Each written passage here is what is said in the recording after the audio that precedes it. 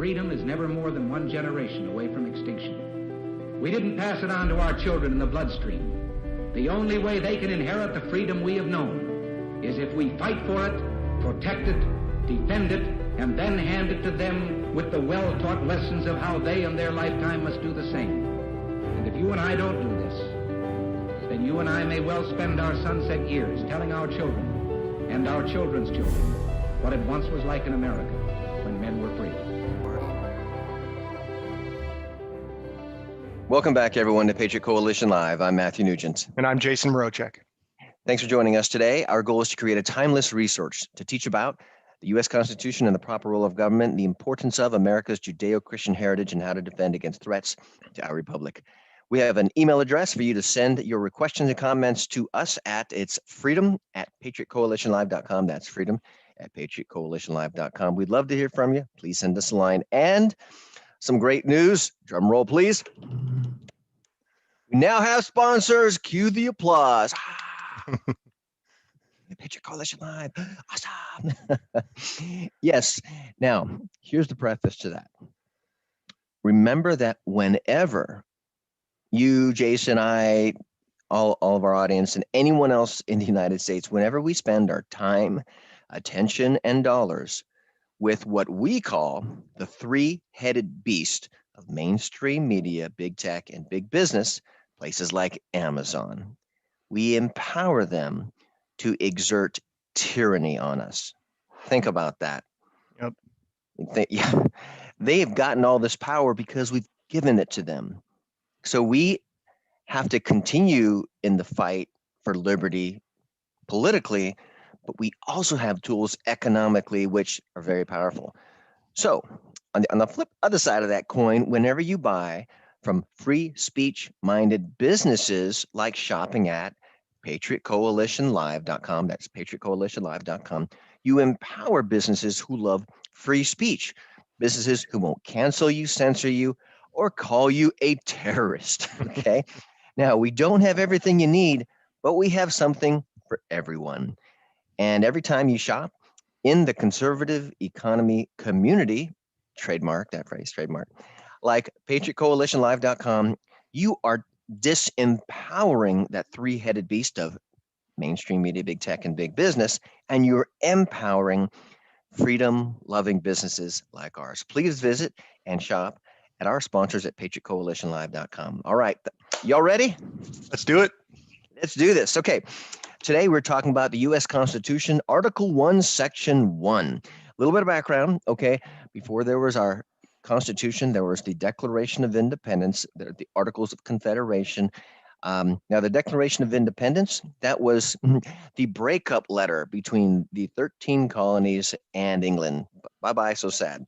The Articles of Confederation were the Constitution 1.0. It failed because it was more like a treaty among 13 countries, which we talked about in a previous episode, which was awesome.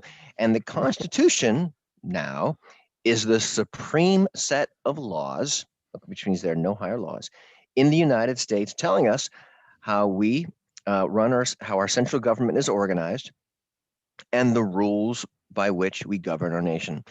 To make a sports analogy, okay, there are no perfect analogies, but they're good ones. It's in the context of football.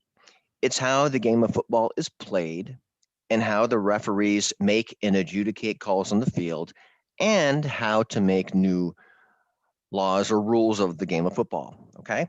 Now, the U.S. Constitution starts with a preamble, and it's basically one long, awesome sentence, which answers the question, why did we create this Constitution, okay? After the preamble, there are 7 articles of the Constitution. And today, we're talking about Article 1, which deals about the legislative branch. Okay, this is, Jason, I'm pretty sure this is the longest of the articles, isn't it? It is, yep, for good reason. It's yeah, because I mean, it starts off with it's very poignant, powerful. We'll talk about that, but there are 10 sections, and this is the longest of the 7 articles. Okay. Recall, the most important aspect of a civil society is their ability to make laws, which in our case protects liberty and the sovereignty, which is vested in the individual citizen. Okay, other constitutions, it's not necessarily like that. So, paraphrasing the great political philosopher Jean Locke. It's not Jean, it's just John. I want to give him an accent. So here we go. Man is giving up some of their freedom and individuality to a body politic to create laws for alls for y'all's to live by, for all people to live by. Therefore, it's a sacred function of government and should be given the most attention now, which means that we should understand about it. Okay. Yeah. No, that's exactly right. And as you said, it is the longest article in the Constitution for good reason, because if we are giving it as the sovereign, as the sovereign authority in this nation, if we are giving up some of that sovereignty, not giving it up, but loaning it to our federal government, and we're allowing them to make laws over us, that is the most important thing. I mean, that's sacred. That is for us to know that we're going to have to live by those laws because we're giving up our some of that sovereignty. It's extremely important. And so the framers knew this, and they spent a good deal of time on it to make sure that they got it right, as much as any human can get it right, knowing that we're imperfect. So Article 1, it is the longest, and it strictly defines who has the legislative power. And so that's going to be the takeaway for us today, and we'll talk about that in some length. But just remember that it defines who has legislative power. And it says in defining the word Congress, okay, it's basically a meeting of commissioners, meaning a meeting of people who've been given the authority to act on behalf of a city or a state. In this case, a state, and the Senate comes from the word senatus. Senatus, which is a derivative of the word senex, senex, which is kind of funny. It means old man. And just typically, the Bible says the glory of the youth is their strength. The glory of the old is gray hair. Gray hair, yeah. Which is age is associated with wisdom. Okay, so go figure. That's where the word senate comes from. Senex, which means old man. Mind you, there are old women in there too. And you typically, I'll just leave it at that. It's associated with wisdom. Now, the House of Representatives gets its name. It's representing the people. It's kind of the voice of the people. Okay. Right. And the reason Matt is describing, those two houses of Congress is let's read Article 1, Section 1 really quick. Just so it's a very short, I think it may be the shortest section in Article 1, but it says all legislative powers herein granted shall be vested in a Congress of the United States, which shall consist of a Senate and a House of Representatives. Now, Matt has defined those for us, talked about what the Senate is and what the House of Representatives is, so it does set us up with two houses, or what we call bi-cameral legislature. So, it's being the shortest section probably in Article 1, there's not a lot to it, but it's very powerful. It tells us, who has the power to make laws. That's the Congress, and what it consists of, right? So let's spend a little bit of time just talking about how we got to the way they worded it, and the arguments they used in deciding if that there was going to be two houses of the Congress. So remember from probably our last episode, we had the Continental Congress was from May to September of 1787. So during that time, all these delegates from different states came together. Is that the Constitutional Congress?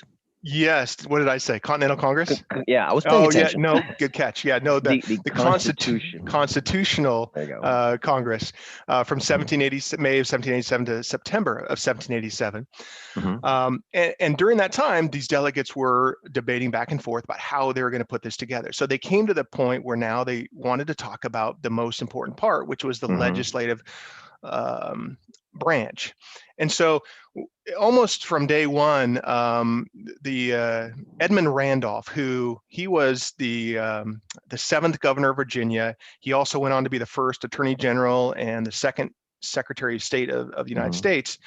he laid down, obviously he'd worked on this during the spring, but he laid down what he called the Randolph or the Virginia Plan.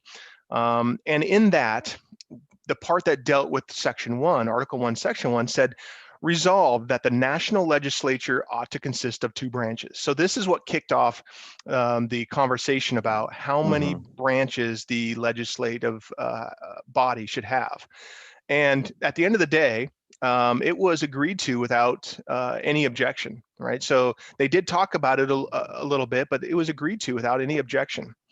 So that was the first idea of whether or not we were going to have 2 houses in the Congress. And then Madison later on in June 18th, he proposed this. He said, the supreme legislative power of the United States of America to be vested in 2 different bodies of men, the one to be called the Assembly, the other the Senate, who together shall form the legislature of the United States, with power to pass all laws whatsoever, subject to the negative hereafter mentioned. And then the negative subject, that phrase, subject to the negative, means veto, okay, meaning it's subject to being vetoed. Yeah, so Madison now says, okay, so we'll call one the Assembly, of course we changed that, and the other the Senate, and kind of got a little bit more detailed about what sort of powers they should have. So let's talk a little bit about the arguments that were used on why we needed 2 houses, right? So before it was just the Continental Congress, it's just one body, one house, but now they're proposing 2. Well, if we go back and look, and again, we have in our show notes for each episode, we'll have the references for things that we're talking about. And one of them we've talked about fairly often is the records of the Federal Convention of 1787. It's, you know, hundreds of pages long. It shows all the debates, all the votes, and so forth. But in there, it talks about when William Davie, who was one of the North Carolina delegates to the Constitutional Convention, he goes back after the Constitutional Convention. He goes back to North Carolina, and he is basically giving a report on what happened and what transpired. And so he talks to the North Carolina legislature, and he says, the Confederation, meaning the Articles of Confederation, derived its sole support from the state legislatures. This rendered it weak and ineffectual. It was therefore necessary that the foundations of this government should be laid on the broad basis of the people. So Davie is saying that, you know, the reason why the Confederation was weak is it was just a bunch of states, as Matt, you know, eloquently puts. It's like a treaty between nations. There wasn't any teeth. There was no authority that the federal government had. And so we need to make it so that it also appeals to the people, the broad basis of the people. It's the difference between having a bunch of states who are just in a treaty and having people who now are bound by the laws and are, you know, remember, one of the problems with the Articles of Confederation is that you couldn't really raise taxes. The states were just kind of requested to pay taxes. Well, now if you have something that appeals and applies to the people, you have a little bit more authority to raise that revenue, among other things. That's right. So another reason why they had the 2 houses, right? If you're going to have one that deals with the states, giving the states authority to make laws or to send representatives, and one for the people. Remember, we had some pretty small states. We still do. Some of the small states, they would have never agreed to any sort of constitution that didn't give them equal representation in some form or fashion, right? Like they had under the Articles of Confederation. Each of them sent their delegations and they had an equal vote. Well, so that's right. So small states, like, which are still small today, like Delaware and Rhode Island, they would not have signed off on the Constitution. So having, you know, a bicameral Congress, and specifically the senators, would give them more say in the legislative process. And Jason used a very appropriate word when he said the sacred act of creating laws. If you go to a previous episodes, or you've studied or know about the Declaration of Independence, that is a real life story of what happens in a nation that's susceptible or has been ruled by tyranny, when things are off the rails. And because of this sacred authority of creating laws, it's something that we need to watch ourselves.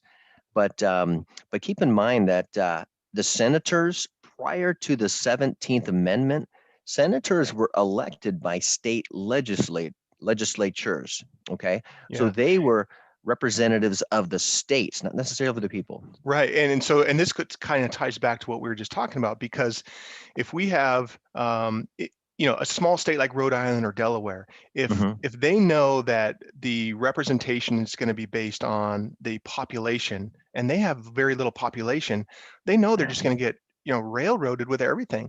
But if they have a body in Congress who can apply a negative, so to speak, against the other body of Congress, the other house of Congress, being the people's house, if they have an equal vote with everybody else, says, you know what, even though the more populous states want this, we don't. It's not good for us, and so our senators are not going to approve it. So they have a voice in whether or not that passes.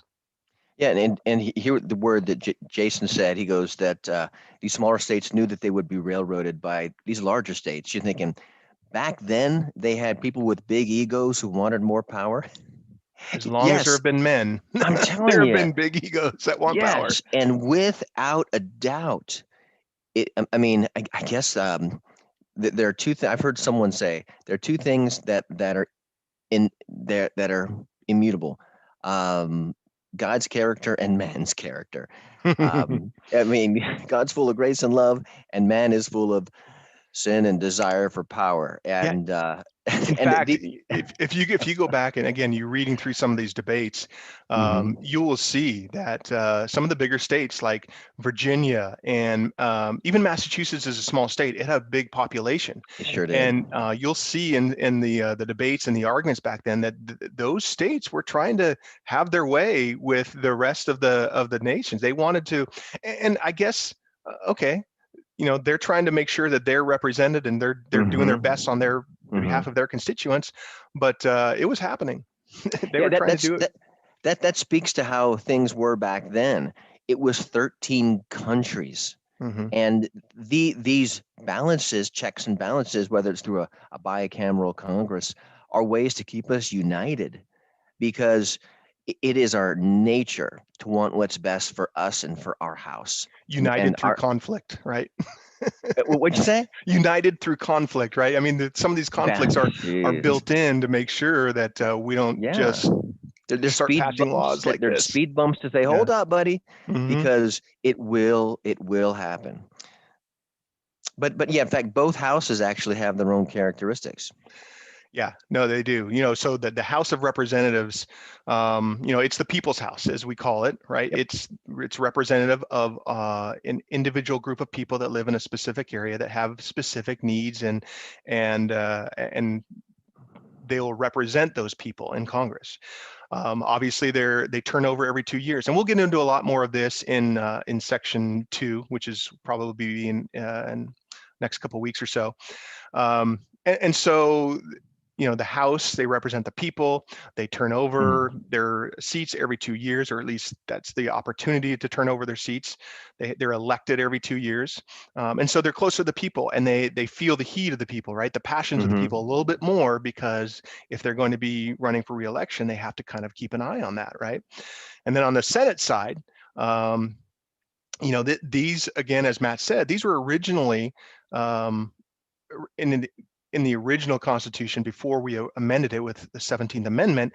It was the states' legislatures that elected our U.S. senators from each state.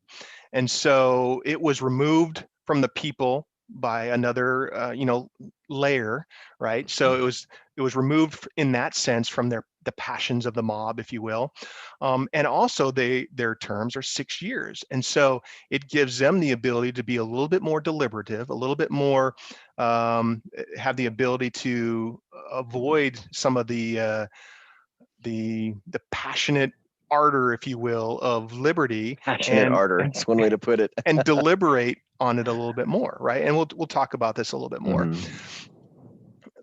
So the fact that these were originally elected by the states. It gave the states, sorry, the senators were originally elected by the state legislatures. It gave the states their authority to look out for the state as a whole. Because remember, it was the states that wanted to maintain their liberty too, and those senators were supposed to do that.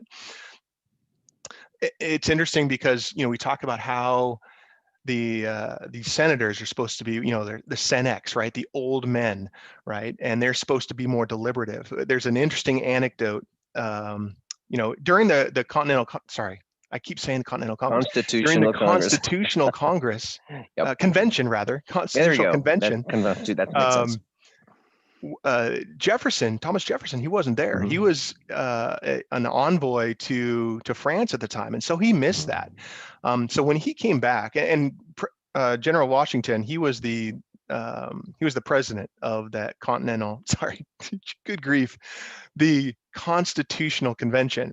And so when Jefferson came back, he talked to Washington. He's like, he kind of expressed his frustration and about why they added a second body to the Congress. There's now two houses of it.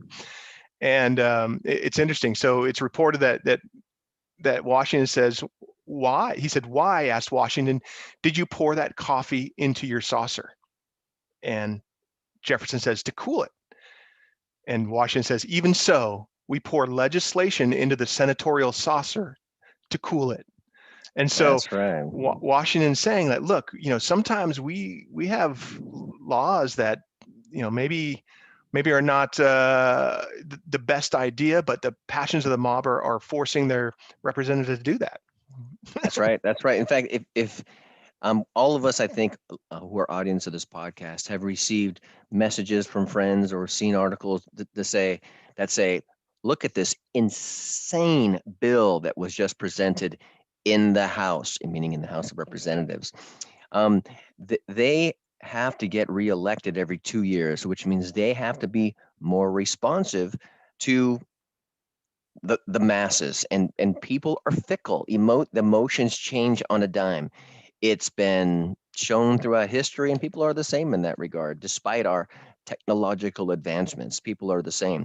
So typically what happens for these more crazy bills is they get presented in the House, but they're killed even before they come to the Senate floor, because in order they can go to the Senate floor, there has to be a vote of cloture, which means we vote that it's going to get on the Senate floor for debate. And so even before that, in committee, right? It could be killed in committees by some of those, you know. And we think of examples. We wish it would happen more often, where crazy bills would get killed in the Senate. Yeah. But you think about states like California or Illinois or New York, where you have these enclaves of just completely socialist enclaves of people. That's the correct word. Yep.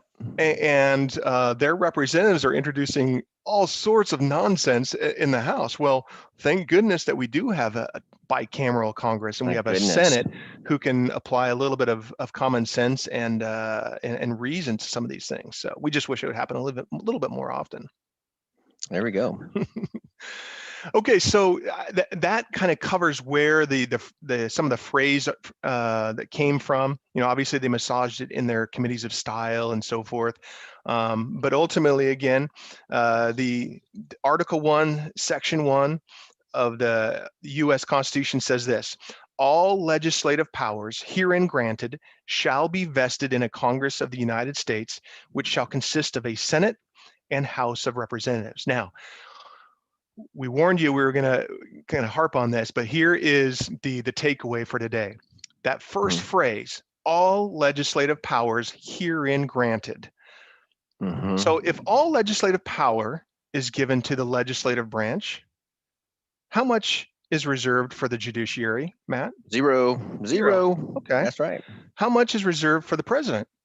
Now that's interesting because even though it says all legislative powers are here granted to a Congress, de facto law comes into play so often via executive fiat law, executive orders, and through bureaucracy, including the EPA, Environmental Protective Agency, that says a farmer can't farm in this, 1 square acre because a small part of it turns into a pond for a month out of the year.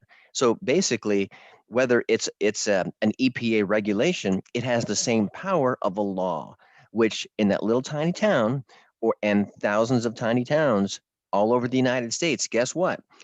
It has the same effect of a law that says a farmer can't farm here, which we as active American citizens and patriots to say, hey, we need to put a stop to this executive fiat law. So Jason, got a question for you. What do we need to do to move the needle of legislation away from the president to the legislative branch? Yeah. So, I mean, obviously, the first thing we need to do is recognize, again, what Article 1, Section 1 says. All legislative power is vested in the legislative branch. So, if the president is making executive orders, he's giving orders to his executive departments that are not consistent with the law, he's exceeding his mandate. He's exceeding his authority. And so we have to, and the reason he's doing that in some cases is because Congress has made the laws so vague with so many loopholes, because they're basically abdicating their responsibility. They're saying, I don't want to have to think about this too much. We'll let the executive branch, figure out what the nuances of this are. And so, of course, they're going to do that. So we need to urge our elected representatives, our members of Congress, to tighten up those laws so that they're not leaving the loopholes, that they're not leaving it as vague as they do. Even if it's restrictive in some sense, okay, well then make a new law or revise the law, but at least start strict. In our families, at least for us, we have this concept that it's much easier to get more lenient than it is to get more strict, on our kids, right? If you start strong, then at least they know what the standard is. But if you give them a ton of rope and they're just free range children, and then you start to try to rein them back in, it's tough to do. Yeah. So it's the same way. We ought to be making our laws very, very strict. And if we say, oh, it's too restrictive, okay, we'll loosen them up. That's one thing. And the other thing is we've got to, anytime, we have an executive agency who is exceeding their authority, exceeding the law, and calling it under the cover of following their executive order, we, meaning we the people, organizations, businesses, ought to be suing them and saying, look, it is inconsistent with law what this executive order says, and it needs to be either repealed, ignored, repealed, or the law needs to be rewritten somehow. So getting back to my question, so if all legislative power herein granted is in the legislature, how much does the judiciary have? Zero. Nothing. Right? That's right. So legislating from the bench, as we hear, that's not lawful. How much does the president have to make law? Zero. Nothing. Right? That's right. And then how much does the bureaucracy, all these executive branches, departments have? They have zero authority. They're supposed to have nothing, yet they still exert legislative power upon us. No, right. So, but factually and legally, right. They have zero. Right. And again, so the president can only make executive orders. The whole idea of an executive order, which, by the way, is not found in the Constitution. It is just a means for him to tell his executive departments what to do officially, right? All those orders have to be constrained within the laws. He can't just say, oh, executive department, I want you to go do this. I know it doesn't say that you're allowed to, but you can do it anyways because I told you. No, the executive department is supposed to execute the law. So that's the takeaway. The big takeaway today is no one should be making laws, or de facto or otherwise, except for the legislative branch in Congress. So that kind of sums it. So a summary of today: Article 1, Section 1 of the Constitution gives the structure for our government, for the legislative branch, really. It says it's going to be bicameral. And it also, more importantly, gives the authority to them to make all laws. It's as simple as that. So hopefully that's come across today. All right. So great work today, Jason. Folks, thank you very much for joining us today. Remember, please visit and shop at our sponsors at patriotcoalitionlive.com. And remember, we have an email address, freedom@patriotcoalitionlive. That's freedom@patriotcoalitionlive. Send us a line. We would love to hear from you. And if you're already Excuse me, if you're not already a regular subscriber to Patriot Coalition Live, please subscribe wherever you get podcasts, places like iHeartRadio, Spotify, and where you normally get your podcast. Please give us a 5-star rating. We appreciate it. Thanks, everyone. We'll see you here next time. See you next time.